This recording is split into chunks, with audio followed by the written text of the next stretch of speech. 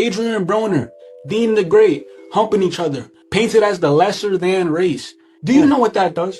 To outsiders who don't have any idea Exactly. what we are, it makes them already have a stigma on us.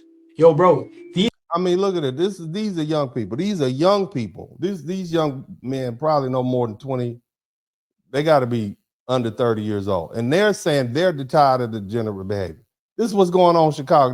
These young people are twerking on a Chicago squad car. I'm just saying. Is this a good look? Is that a good look? Huh? these guys are foolish. These Yeah. guys don't promote anything intellectual.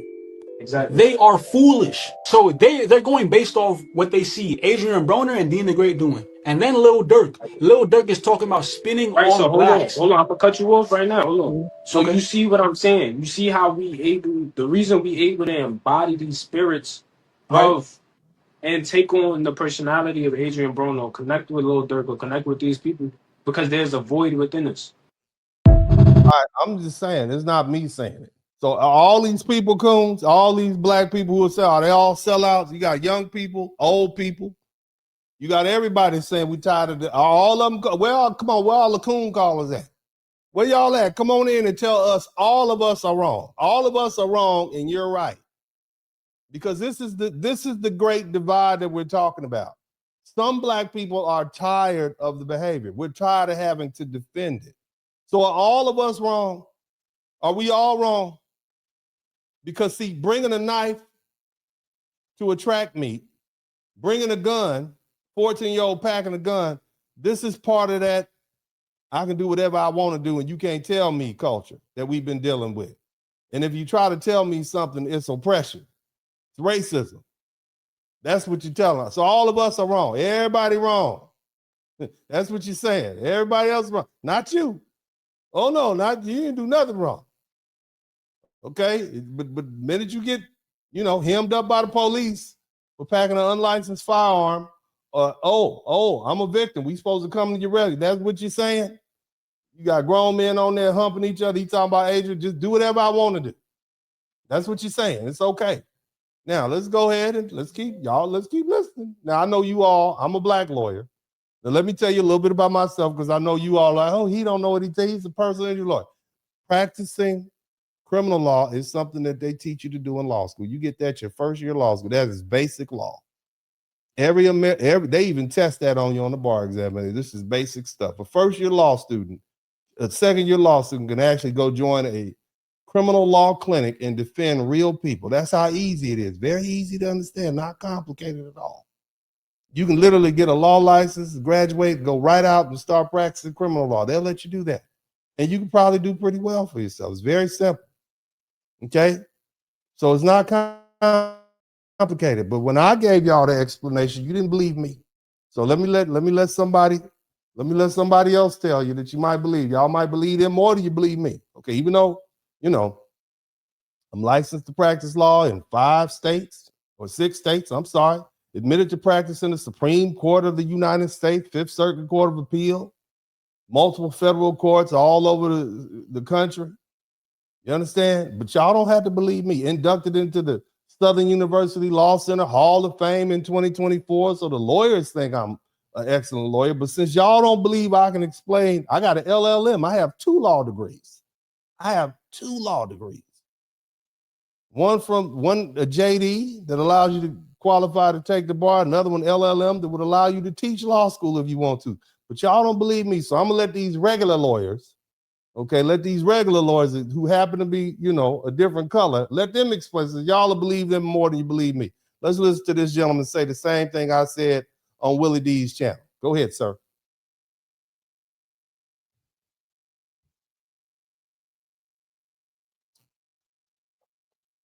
Mm-hmm. Can y'all hear the sound? Are y'all listening? Maybe let me cue it up again. I want to make sure you guys hear what this gentleman has to say. I don't know if you guys can hear the sound. We'll try it again. Somebody said it was freezing. Let's see if we can get it going. Okay. All right.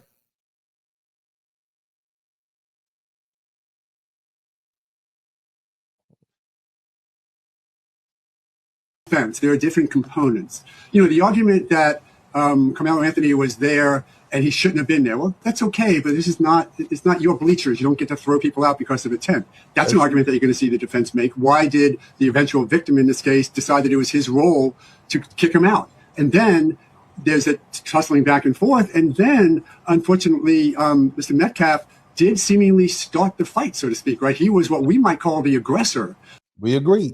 Metcalf was the aggressor. He did put hands on her first. We agree with that. That's what I said too. I'm saying the same thing he said, but y'all don't believe me. I'm not white enough for you all, right? Is that the problem? I need to be white. Okay, so I know how you are. Go ahead and keep listening to him. And pushing him out or grabbing him and touching him. So under Florida law and also Texas law, and when you're the aggressor, when you first start the fight, so to speak, you may lose the protection. If it was Carmelo. I apologize. This man looks just like Colonel Sanders. Doesn't he look like Colonel Sanders? With the white hair and the goatee.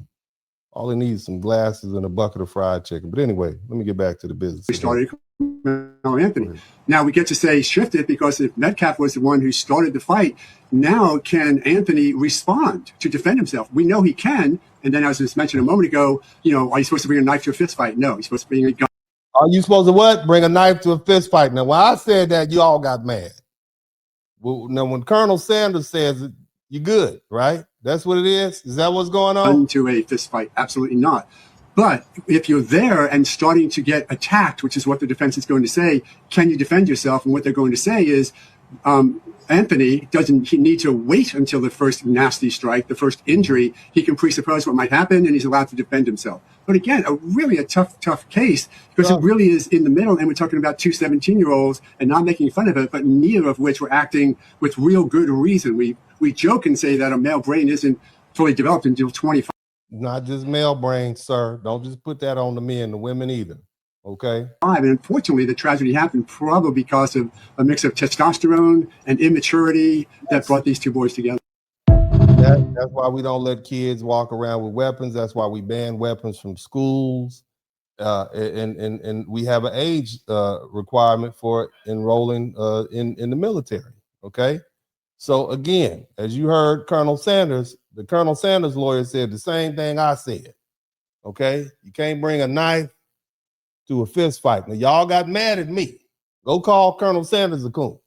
Okay, all the lawyers in America can tell you this is some basic law. It's what the law book says. Okay, self-defense has to be proportional, ... But you don't have to believe me. Next time you go get you some Kentucky Fried Chicken, you'll remember what the Colonel Sanders lawyer said, and you'll remember old poor Uncle D tried to tell you. But this is why lawyers charge. This is why we charge by the hour, because y'all don't believe nothing. Okay, don't waste my time. All right, but let's move on to the next video. Let's keep on looking. See what else people have to say. Here's another one. Keep listening.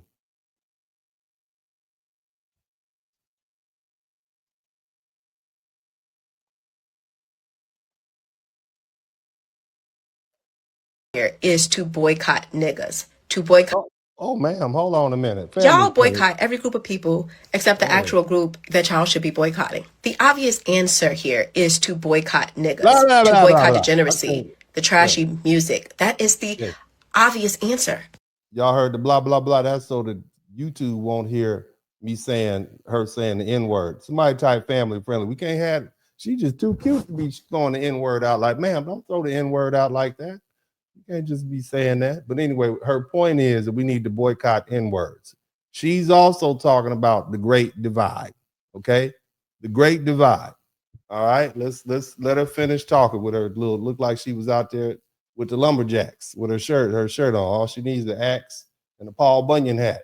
Go ahead, baby. And instead of you guys looking at that and understanding that that is the answer, you guys want to blame the Asians on something that have nothing to do with the Asian community, and it has everything to do with our degenerate culture. And yes, I say you guys because last time I checked, y'all took my black card. Y'all excommunicated me from the community. So yeah, I'm going to refer to you as you guys. That's what they do, baby. They excommunicate you when you don't say something they want to hear.